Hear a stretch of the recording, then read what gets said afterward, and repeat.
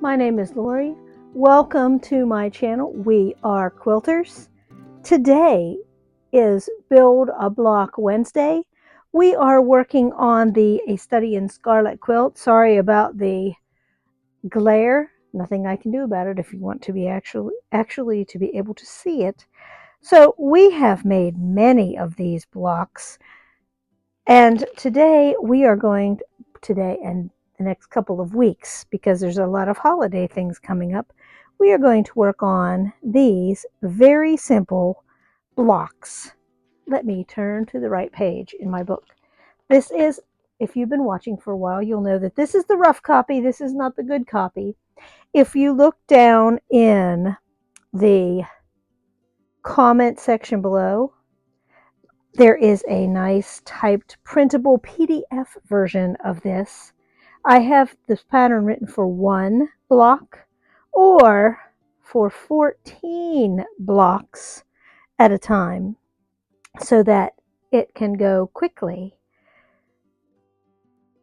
And I see that we have 4 at a time flying geese for these geese. Later on, not today. Today we are just going to focus on cutting all the pieces for this block and making the center 4 patch. I am going to, the one at a time will be posted in case you're using scraps. It'll be on the PDF, but I am not going to use the one at a time method. I'm going to use the 14 at a time method so that I can get these done. Let me grab my block kit. I see that I only have 3 block kits left. That means 2 more, one for December and one for January. And those are not very big block kits. So here we have it. This one is a big block kit because it contains all of the pieces for the 14 blocks. Let me open this up, and then I will pull out my hunks of fabric. This block is called Trails. It is a 6-inch block when it is finished. And like I said, we are making 14. Part 2, Chapter 5 of A Study in Scarlet dropped live on November the 1st. If you would like to go back and listen to all those, there is a file of all of the audio and all of the blocks. So let's take a look at what we need. We need 56 2.5-inch red squares, and I see that it is for the 4 at a time flying geese. So I can set those aside. We are not using those today. Purple, I need 28 4.5-inch squares. And again, I have my little star there. We are not doing the flying geese today, so I can set those aside. The black squares, I need 28 2-inch squares. I also have 2 by 56 in strips so that I can quickly piece. Because as I'm thinking here, if I'm doing 14, these 28 2-inch ones are for the outside corners. So I can set these aside for today too. But the strips are for my 4 patch because I'm going to speed piece those. So I want these for today. I see for the teal, I need 28 2-inch squares. Those are for the outside corners.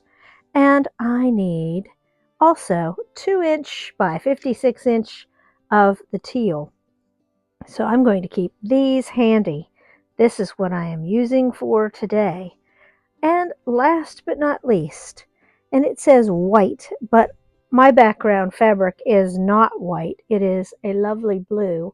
I don't know if you can see that silvery pattern or not. Let me pull it way up there. It's very hard to see, but my background fabric, which I labeled as white, 56 2.5-inch squares. So when I make my flying geese, and I see I have the star for the flying geese will either be with this color sky or with a red sky. So these pieces all get set aside for another day. So let's take a look at what we need to make for today. Let me very quickly bag up all the pieces for the coming weeks. And that way they won't get lost. They won't fall on the floor. I won't have to search for them. Sorry about the crinkling of the plastic. The microphone seems to make that worse. Let me set that aside. So now I have all my strips. And whatever it is you need to equal out 56. It looks like I did with the fabric times 2. Yes, that's exactly what I did. I cut these out so long ago when we first started that sometimes I don't remember exactly what it is. So I need to go speed piece these together, and I will be back in just a few minutes. As you know, I'm in West Virginia and I have my little white sewing singer, but there is so much mess around it that I don't want to show you the mess around it today as we are working. It will be too distracting for you. So let me sew these together and I will be right back. Here I have the 2 strips of each sewn together, and I am going to press them open for you. I'm pressing to the dark. I am pressing from the front to the back so that I'm just rolling that over gently, making sure the seam goes the way I want as I press it. And I move it down and I continue to press, warming up the whole strip. I will check the back to make sure that the seam has rolled the way that I want it to. And I want it to be uniform, so I want to make sure there are no tucks or other parts. And I even am going to run the iron along the back to make sure it's nice and flat. The iron is nice and hot today. And I did the black piece of fabric. The strip was obviously longer than the blue piece. So let me set that aside. Let me iron this other piece and I will be back with you in just a moment. I have unearthed my smaller cutting mat and I am ready to trim these strips. Now, because they are so nice and long, I'm going to cut them in half. I know that I have extra length. I double checked, and I'm going to cut 4 of these at a time, and that will be easy once I cut them in half, these long strips in half. So let me get this one lined up, and I will use my big scissors and give it a whackety. So now I have all 4 of my strips. Let me move my ruler, slicey dicey. This is the small slicey dicey ruler. I am not even going to bother to get out the big slicey dicey ruler today because this will go so quickly, 4 at a time. To cut these all at once, I line them up and the seams kind of tuck together, and there's about 1/4 of an inch at the top. It's very hard to see because of the color of the fabric, but I make sure that they are all parallel, about 1/4 of an inch, and they're straight. If you don't line it up here, you will end up with parallelogram pieces, and that is not what I'm after today. So I smooth it out, make sure they're nice and straight. I add my next and final piece of fabric and line it up on the right-hand side, line it up along the top edge with the black. So there's about 1/4 of an inch stagger between the 4 pieces of fabric. Let me get my ruler. I line it up on the line between the blue and the black, And these need to be 2 inches wide. So I'm going to trim off the end and then 2 inches. And again at the 4-inch mark. And there I have the first 8 pieces, 4 at a time. Let me set those out of the way and continue right on down the line. I make sure each time that those are lined up.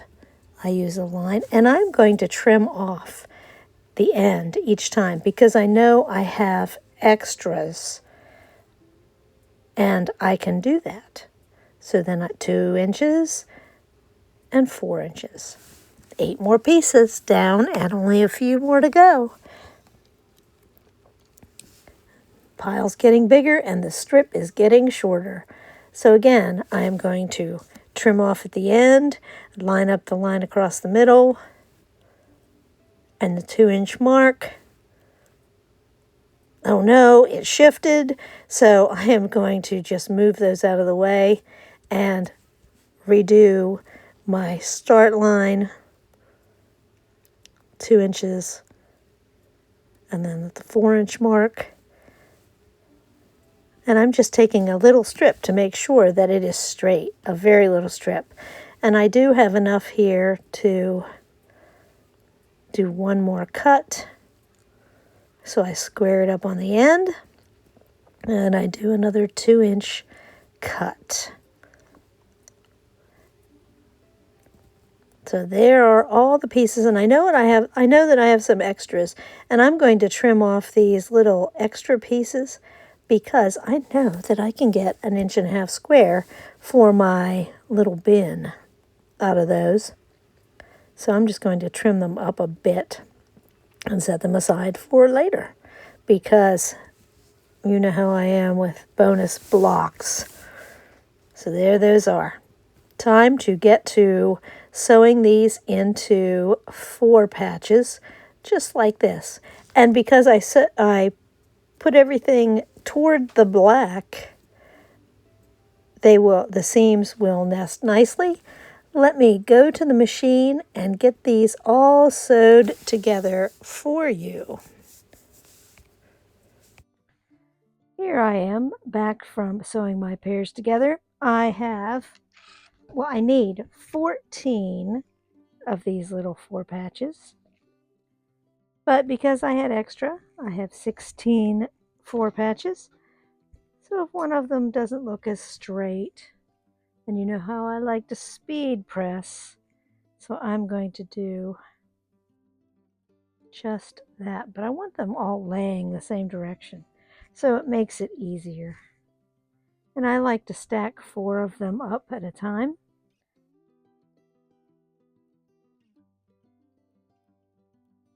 Sort of stagger the seams a little bit. Maybe give them a little press to help set that seam a little bit. And that is all I need to do for today.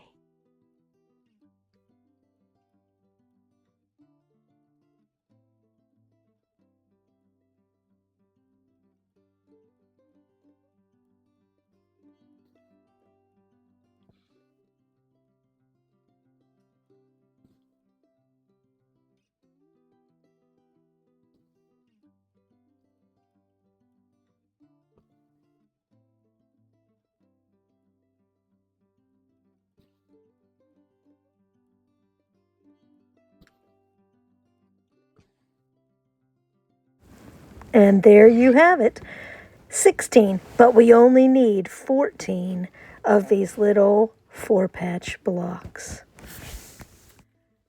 I hope you have enjoyed working on the Study in Scarlet quilt and making these little 4-patch blocks for this week's installment. I hope I will see you on Friday for Blabfest Friday. You'll notice that the board is bare. Oh, moving from one place to another. Ooh. It's a lovely problem to have, but oh, it's still work. See you on Friday. I hope you have a wonderful midweek.